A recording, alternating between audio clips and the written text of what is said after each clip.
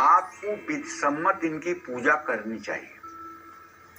और जो भी आपके पास हलवा, पूड़ी, खीर, जलेबी, दही, जो भी वस्तु आपके पास है उन्हें भोजन कराने के लिए, वो आप उन्हें भोजन कराएं। और उन्हें एक नाशपत्ती, जो फल नाशपत्ती है ये, और हरे रंग की चूड़ियाँ, ये भी आप उनको दीजिए।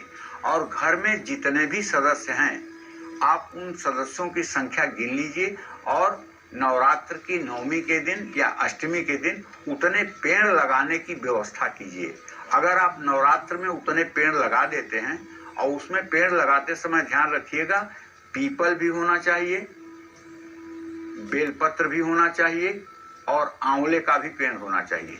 ये 3 देव वृक्ष जो हैं, अगर इनको आप रोपण करते हैं तो आपके जन्म जन्मांतर की दरिद्रता नष्ट हो जाएगी। जय मां विंध्यवासिनी। देखो, वृषभ राशि के जातकों को बताना चाहूंगा कि आपका राशि स्वामी शुक्र होता है और शुक्र की अधिष्ठात्री देवी मां दुर्गा है। आपका तो शक्ति की उपासना में विशेष मन होना चाहिए और आपकी इष्ट भी प्रायः देवियां ही होती हैं। ऐसे में कन्याओं को आप शारदीय नवरात्र में, जो पीछे नवरात्र गया है, उसमें तो ऊनी वस्त्र दान करना चाहिए, लेकिन इसमें ऐसा वस्त्र दान करना चाहिए जो उनके लिए अनुकूल हो। सेव, अनार और लाल चूड़ियां भी दान करना चाहिए। जरूरतमंद कन्याओं की मदद भी करनी चाहिए। अष्टमी या नवमी पर अपने घर में मोरपंख ले आकर के स्थापित करना चाहिए और कन्याओं का पैर छूकर आशीर्वाद लेना चाहिए। कन्याएं जब घर से जाने लगे तो थोड़ा सा चावल आपके ऊपर डालकर और आपकी पीठ ठोंक करके अपने घर जाएं। इससे आपकी मनोकामना पूरी होगी, इसमें कोई संदेह नहीं है। जय मां विंध्यवासिनी। सिंदूर और नींबू की माला चढ़ाएं। सिंदूर का मतलब है कि आप नींबुओं की माला बना करके उस पर हल्का सा सिंदूर और तेल लगा करके वो माला माता के अगर आप अर्पण करते हैं तो आपकी मनोकामना पूरी होगी। और कन्याओं का विधि समेत पूजन करेंगे तो इससे भी आपको भुक्ति मुक्ति मिलेगी। जय मां विंध्यवासिनी। कि कन्याओं का विधिवत पूजन करने के बाद उन्हें श्रृंगार की सामग्री जरूर दीजिए। जैसे 2-3 वर्ष की कन्याओं को भी और मतलब कि बड़ी 9-10 की कन्याओं को भी आपको क्या देना चाहिए? रिबन, जिससे उनके बाल बांधे जाते हैं, रिबन, बक्कल जो बालों में क्लिप लगाई जाती है, नेल पॉलिश, लाल लाल चूड़ियां, ये सब चीजें अगर आप कन्याओं को देंगे तो कन्याएं उससे खुश होंगी। और 2-3 साल की जो कन्या है उसको अगर आप खिलौना ला करके दे दीजिए, खेलने वाला खिलौना ले आकर के दे दीजिए। अगर आप गाड़ी खरीदना चाहते हैं, गाड़ी नहीं खरीद पा रहे हैं तो कन्याओं को एक खिलौने वाली कार दे दीजिए। अगर आप घर खरीदना चाहते हैं और घर नहीं खरीद पा रहे हैं, किराए के मकान में मर रहे हैं, तो निश्चित रूप से आपको चाहिए कि घर का बना हुआ खिलौना जो हो वो आप कन्याओं को देकर देख लीजिए, आपको घर मिल जाएगा।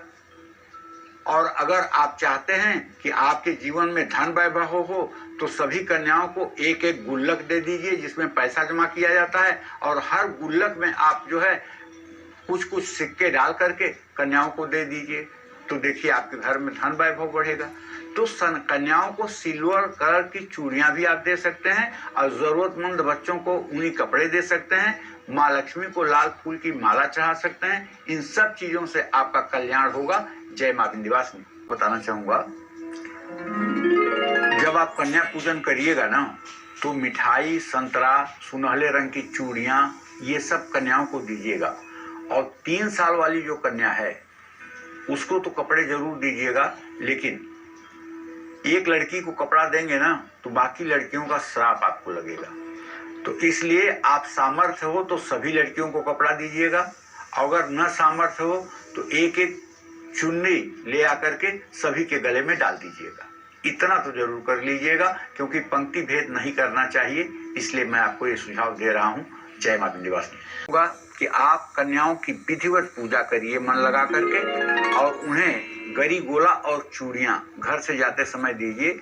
2 से 10 साल तक की कन्याओं को भोजन कराइए। अपने घर के आंगन में एक तुलसी का पौधा अष्टमी या नवमी के दिन अगर लगा सकते हैं, घर में आंगन है तो, नहीं तो ईशान कोण में अपने घर के उत्तर पूर्व के कोने में एक तुलसी के पौधा अगर अभी तक नहीं है तो उसका रोपण आप कर सकते हैं।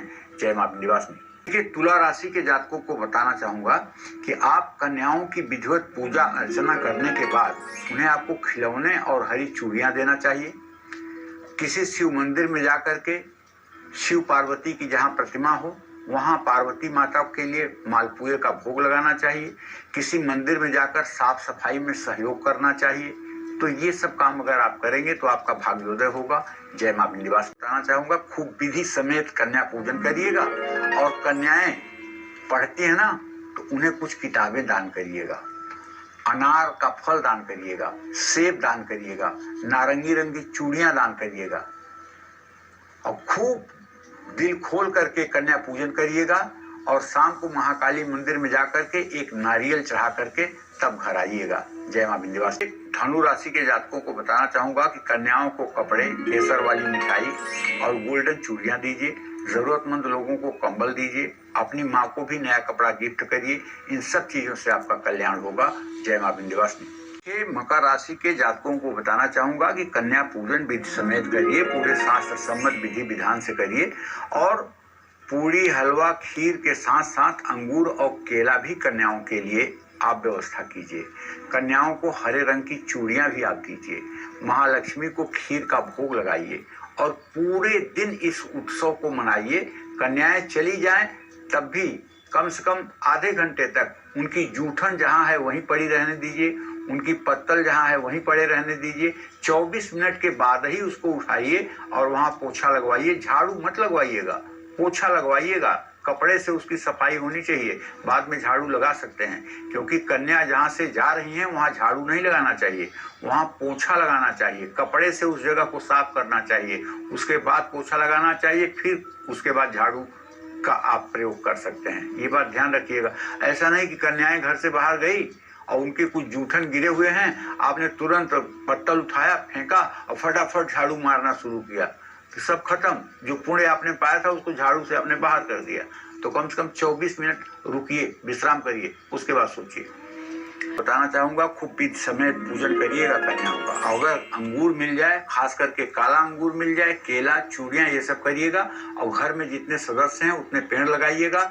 और एक बात ध्यान रखिएगा, कल रामनवमी है, कल राम का जन्मोत्सव है, कल राम रक्षा स्तोत्र सब लोग पढ़िएगा, एकदम पढ़िएगा, जरूर पढ़िएगा। यही आपसे मेरी विनती है। जय मां विंध्यवासिनी। आप मीन राशि के जातक हैं तो आप अच्छी तरह से मानिए कि आप बृहस्पति से प्रभावित हैं और धर्म कर्म तो आपके रग रग में बसा होगा। ठीक है, आप कन्याओं को जब विधिवत पूजन कर लें, उन्हें आप प्रसाद पवा दें, उसके बाद घर से जब वो जाने लगे तो उन्हें श्रृंगार सामग्री भी दें। छोटी कन्याओं को रंग बिरंगे रिबन, गोल्डन की चूड़ियां और जैसा कि मैंने बताया, अगर आप सभी बच्चियों को खिलौने दे सकते हैं उनकी उम्र के हिसाब से तो ये बहुत बड़ी बात होगी। जरूरतमंद लोगों को अनाज दान करिए। महाकाली को नींबू और लाल फूलों की माला चढ़ाइए। इन सब चीजों से आपका मंगल होगा। जय मां विंध्यवासिनी। कन्या पूजन करते समय कन्याओं को खीर पूरी जरूर खिलाना चाहिए।